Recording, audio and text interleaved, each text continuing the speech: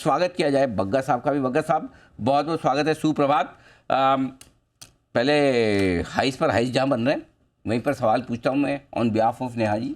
Gold सर भागे जा रहा है, भागे जा रहा है, अब तो 71,000 के पार निकल चुका है। जरा सर आउटलुक बताएं, पहला क्यों इतनी तेजी है और क्या तेजी और बढ़ने के स्कोप हैं इसमें? देखिए अनिल जी, गोल्ड क्यों चला है? फरवरी के पहले हफ्ते से लगभग 17% दौड़ा है। उसका मूलभूत कारण तो फेड रेट कट्स था, बट उसके बाद क्या एड ऑन हुआ है? एक तो जियोपॉलिटिकल रिस्क, जो इजराइल और ईरान के बीच में कुछ फैलाव होने का उसका एक कारण वो था। और दूसरा जो बहुत बड़ा कारण है, सेंट्रल बैंक बाइंग। अभी चाइना के सेंट्रल बैंक का मार्च का नंबर आया है, फिर से उन्होंने अच्छी खरीदारी की है सोने की।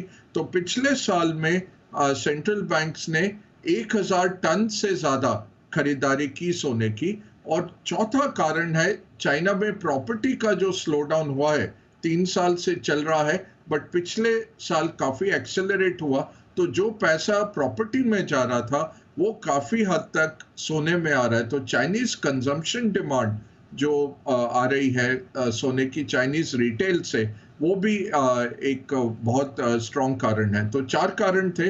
रेट कट की उम्मीद, दूसरा जियोपॉलिटिक्स में रिस्क होने के कारण सेफ हेवन बाइंग, तीसरा जो है सेंट्रल बैंक्स की खरीदारी जो लगभग लगातार दूसरे साल के लिए 1,000 टन से 1,037 टन सोना खरीदा सेंट्रल बैंक्स ने डी डॉलराइजेशन के चलते। और चौथा जो चाइनीज कंज्यूमर की खरीदारी है वो काफी बुलंद है। तो ये कंटिन्यूड रहने की हमें पूरी उम्मीद है। सोना यहाँ से और ऊपर जाना चाहिए। डिमांड सप्लाई के तौर पे भी देखें तो डिमांड ज्यादा है, सप्लाई कम है, स्पेशली सेंट्रल बैंक्स जो कि डी डॉलराइज कर रहे हैं। तो ये जो मोर एंटी अमेरिका कंट्रीज हैं स्पेशली, वो खरीद रहे हैं। और बाकी अभी सेंट्रल बैंक्स अपना एसेट एलोकेशन के तौर पे सोने में 5 से 10% का वृद्धि करते जा रहे हैं। बग्गा साहब इस पूरे महीने लगातार बेच ही रहे हैं फाइज, लेकिन कल शुक्रवार के सेशन में पहली बार उनकी तरफ से कैश मार्केट में खरीदारी का आंकड़ा है। थोड़ा बहुत स्टॉक फ्यूचर्स बेचे जरूर हैं, वैसे तो बेच ही रहे हैं नेट नेट, लेकिन थोड़ी खरीदारी शुरू की है। क्या इसको थोड़ा ये समझें कि अप्रैल के बाद अब वापस फ्लोज आना शुरू होंगे या थोड़ा वक्त लगेगा? अनिल जी, फ्लोज आने तो चाहिए, बट हो सकता है जून से शुरू हो, क्योंकि ये रूल आउट करेंगे कोई नेगेटिव सरप्राइज पॉलिटिकली। चाहे पॉलिटिकल स्टेबिलिटी कंटिन्यूटी का प्रीमियम चल रहा है भारत में, और लगभग तय है कि पॉलिटिकल कंटिन्यूटी रहेगी, बट काफी क्या होता है कि एसेट एलोकेशन में कहते हैं कि चलो ये बहुत बड़ा एक इवेंट है, 4 जून का इवेंट निकल जाए, उसके बाद या फिर एग्जिट पोल जब 1 जून को निकलने शुरू हो जाएंगे, तब शायद और बड़ा एलोकेशन आ जाए। But overall Anil ji, emerging markets में एलोकेशन इस साल कम रहा है। एक तो चाइना बहुत बड़ा फैक्टर रहा, पिछले साल अंडर परफॉर्म किया चाइना। जून में, जनवरी में फिर से गिरा चाइना बड़ी तेजी से। तो वो इमर्जिंग मार्केट्स बहुत अंडर परफॉर्म किए। इनफैक्ट रसल 1,000 2,000 से भी कम पहली तिमाही में इमर्जिंग मार्केट्स ने रिटर्न दिया। तो ओवरऑल ग्लोबल निवेशक क्या देख रहे हैं? एक तो आपको 5.5% यूएस मनी मार्केट फंड में रिस्क फ्री मिल रहा है, तो वहां काफी पैसा जा रहा है। $70 बिलियन पिछले हफ्ते यूएस मनी मार्केट फंड में फिर से लौटा, और 6 ट्रिलियन से ज्यादा उधर पैसा बैठा हुआ है। तो काफी एलोकेशन वो 5% रिस्क फ्री बनाने में लगा हुआ है। दूसरा एलोकेशन जा रहा है डेवलप्ड मार्केट इक्विटीज में। यूरोप में बहुत लोगों को इंटरेस्ट बढ़ रहा है, क्योंकि इकोनॉमी टर्न मार रही है, और ईसीबी रेट कट शायद फेड से पहले ईसीबी कर देगा। फूड इन्फ्लेशन 2019 के स्तरों पे पहुंची डेवलप्ड मार्केट्स में, अभी अभी जो आंकड़े आए पिछले दिन में। तो ओवरऑल जो रुझान है एफआईज का अभी भी डेवलप्ड मार्केट्स की तरफ है, क्योंकि आउट परफॉर्मेंस है वहां से।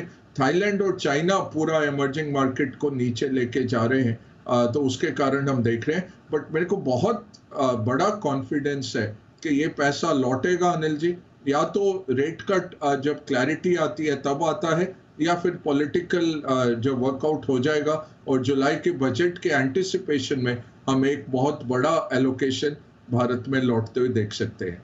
मगर साहब ये जब तक विदेशी पेरेंट कंपनियां अपनी रॉयल्टी बढ़ाने के चक्कर में रहती है, और स्पेशली जब भारत की कंपनियां अच्छी कर रही हो, एक तो वैसे भी मोटा प्रॉफिट वैसे भी बन रहा है, इतनी ग्रोथ तो इंडिया में जो है वो कहीं दूसरी जगह है भी नहीं, फिर भी रॉयल्टी बढ़ाती रहती है, क्या क्या मतलब इस पर क्या स्टैंड होना चाहिए?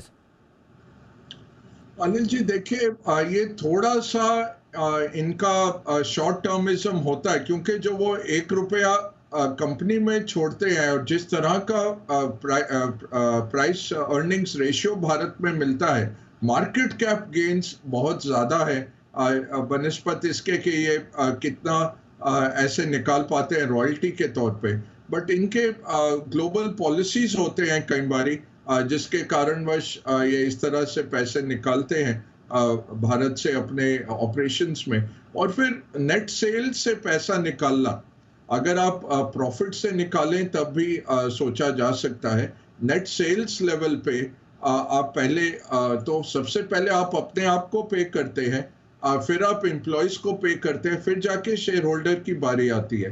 ये जो रहता है, ये नापसंद रहता है शेयर होल्डर्स को, क्योंकि आप कदार में बहुत पीछे आ जाते हैं। पहले टैक्स वाले जो टैक्स लगता है, जीएसटी वगैरह, वो ले लीजिए, फिर नेट ऑफ टैक्स जो सेल्स है उसमें आप रॉयल्टी निकाल रहे हैं, उसके बाद एम्प्लॉय कॉस्ट आ गई, उसके बाद जाके शेयर होल्डर के पल्ले कुछ पड़ेगा।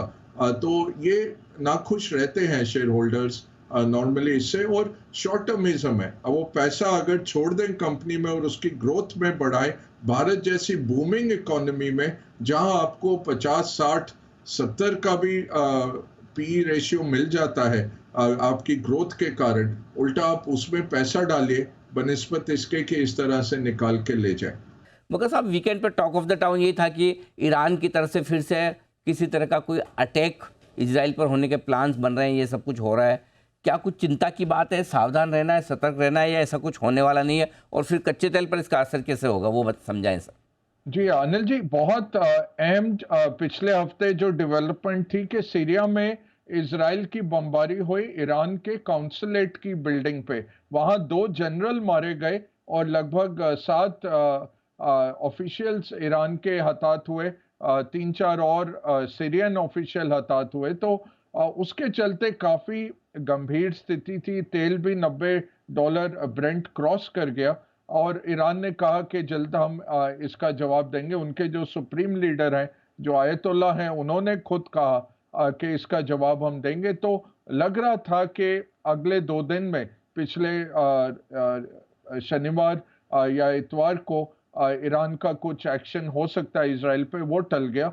अब जो बात और निकल के आई संडे को, इजराइल के जो अध्यक्ष हैं नेतान्याहू, उन्होंने कहा कि गाजा से हम थोड़े से अपने अफराद वापस लेके आ रहे हैं, तो हम वहाँ से सैनिक लौटा रहे हैं थोड़े साउथ गाजा से, क्योंकि हमारे जो मिलिट्री ऑब्जेक्टिव्स थे वो हो चुके पूरे।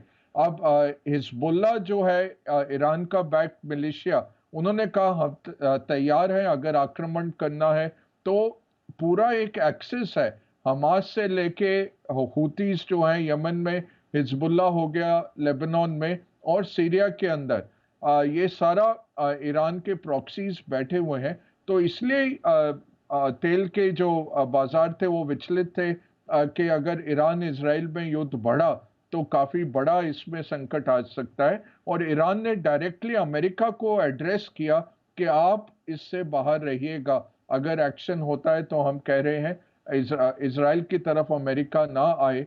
बट ओवरऑल इनफॉर्मल बात तो यही है कि अमेरिका से इजराइल का प्रोटेक्शन है, इसलिए इजराइल को अरब देश हाथ नहीं लगाते।